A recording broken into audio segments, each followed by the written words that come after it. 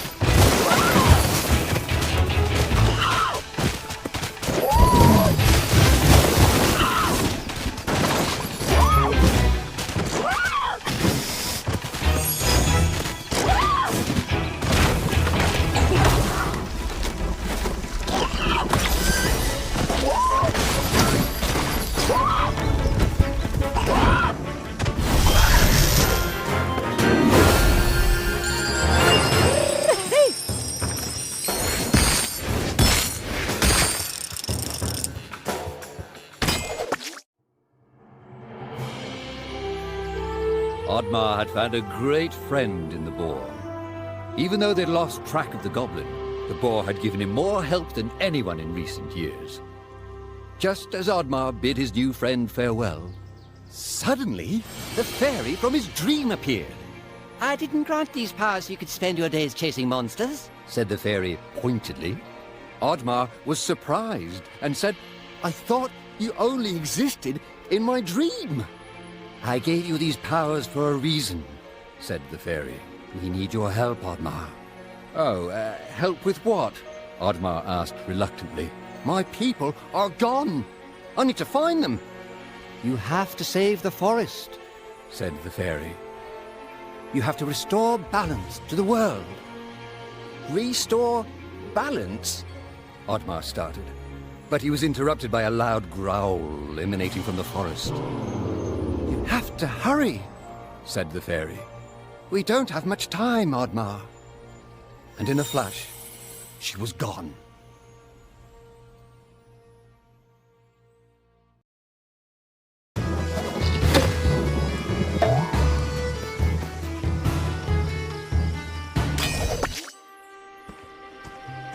A troll! And it was right in Oddmar's path. He needed to pass it in order to enter the forest. Oddmar was careful not to wake the troll, but it was too late. You dare set foot in my forest? Roared the troll. I am the protector of this forest.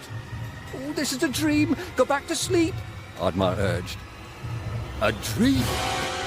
Replied the troll. No. Oh, no. For you, it shall be a nightmare. You shall pay for what your kind has done to our home.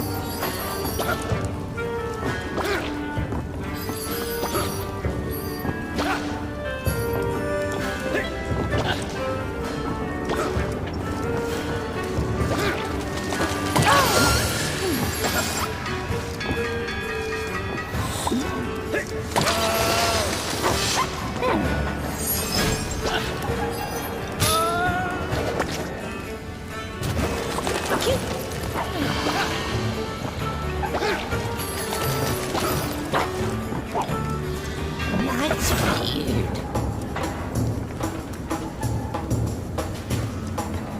See you soon.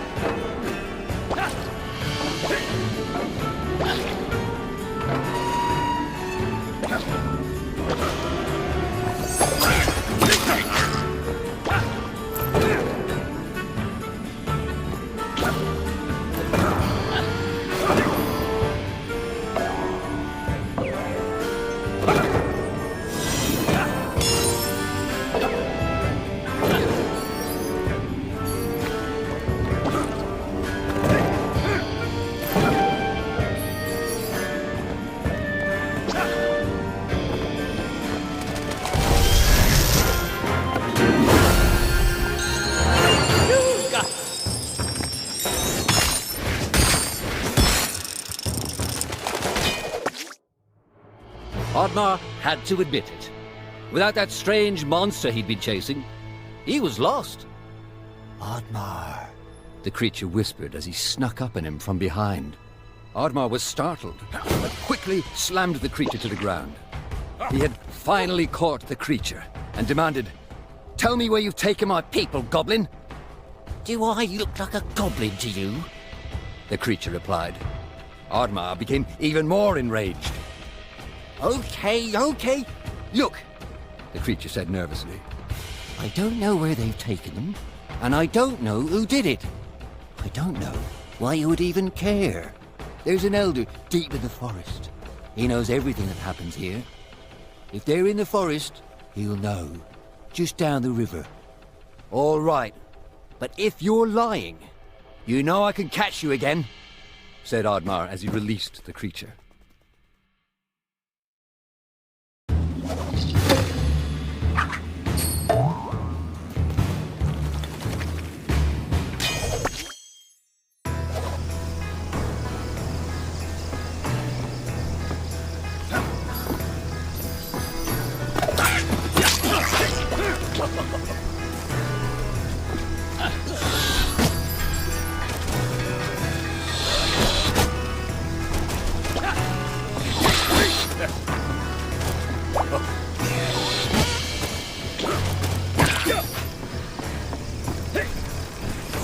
I can. All yours. See you soon. Farewell.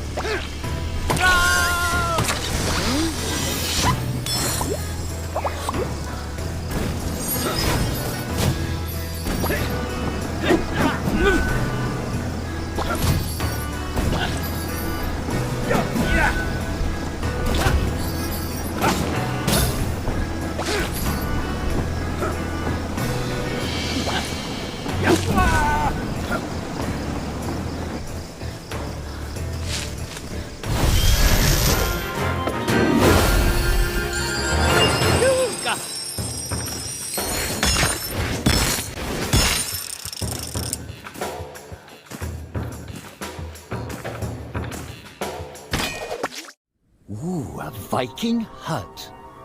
It was strange there was one so deep in the forest. Could this be the place the goblin spoke of? Perhaps inside there were answers. The hut was abandoned, All that remained was a book. Although Oddmar was never one for reading, he opened it. Inside the book it read, Diary of Vaskar, the Disgraced. Could his old friend still be alive? With Oddmar's parents gone, Vaskar took Oddmar in. Despite this huge responsibility at such a young age, Vaskar had impressed the chief and become a promising young warrior. The chief was so impressed, he decided Vaskar was to lead the Vikings into the forest for the first time. Vaskar went to the forest alone to prepare. But the more he went out there, the less he wanted to hurt anything within it. He begged the chief to reconsider, but the chief was not a very thoughtful man. When Vaskar refused to lead the charge, he was labeled a traitor and was banished. Much time passed, and a fairy visited Vaskar. A great threat to the forest was looming, and her people were in danger. She knew she could trust him with the great power to save the forest. He had no idea he was to fight the god of chaos. Vaskar was almost victorious, but Loki, in desperation, turned Vaskar's own powers against him. He was cursed, but Loki was driven from the forest for now. The curse was quickly consuming Vaskar, but the fairy could not help. Loki's hold on the forest and their magic was still too tight. The fairy asked if there was anyone else who could help. Vaskar was reluctant to put his friend in danger, but he had no choice. Oddmar always asked himself why he never went out there, why he was too scared to try and help his friend as he had helped him. He often thought about that. But where was Vaskar now? Perhaps his aunt laid further down the river.